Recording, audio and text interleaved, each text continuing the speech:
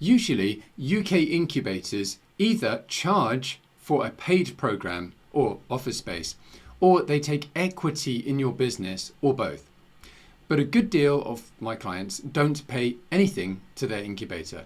So which are the free endorsing bodies, as it were?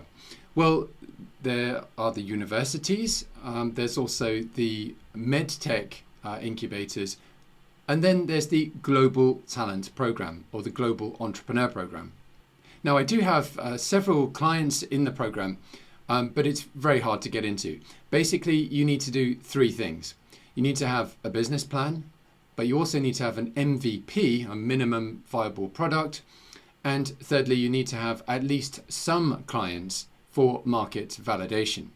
So in other words, the other endorsing bodies in the main do not tend to require an MVP, but the other two elements, the business plan and validation, of course, ought to be prerequisites across the board.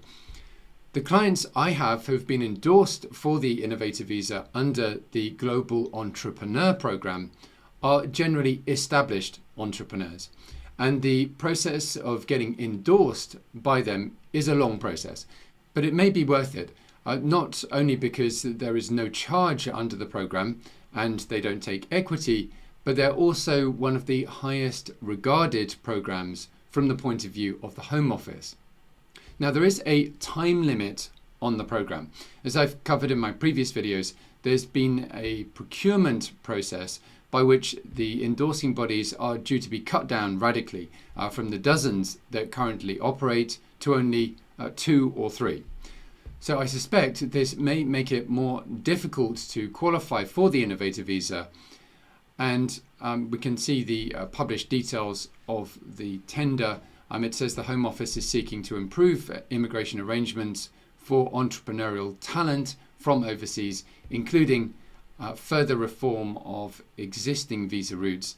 The service requires endorsing bodies to assess the credibility and potential of businesses and investment proposals and oversee the successful implementation and delivery subsequently set up in the United Kingdom. So you can see that the tender is for 3 years and there's an option to renew for an additional 3 years. As the quote I showed you says, the Home Office is already restricting the existing endorsing bodies' allocation of endorsement places. But as at yesterday, the Global Entrepreneur Program still had places. So one of the endorsing bodies has published that it may not be until spring 2023 that the new endorsing bodies come into place. So there's still a number of months left to apply. Having said that, as I say, it can take some time, so it's worth starting the process now. From what I've seen, there may be more scope for the new programs only being paid programs and potentially them all requiring equity of some kind or some similar arrangement. So right now you can be endorsed and join a program at no cost and with no sacrifice of equity, and that's an endorsement directly by central government itself in the form of the Department for International Trade. There is a process to go through with the Global Entrepreneur Program, and it involves contacting the so-called deal maker in the geographical area where you operate. And if you want help with the process, I'd be pleased to help you. I have a consultation service. You can book a consultation with me. Just click on the link in the description or my pinned comment below, and you can select a time that suits you from the calendar. You can also download my free visa checklists and guides, including on the Innovator visa and the Global Talent visa, by clicking on the links in my video description below. And you can also download these checklists and guides in my pinned comment below.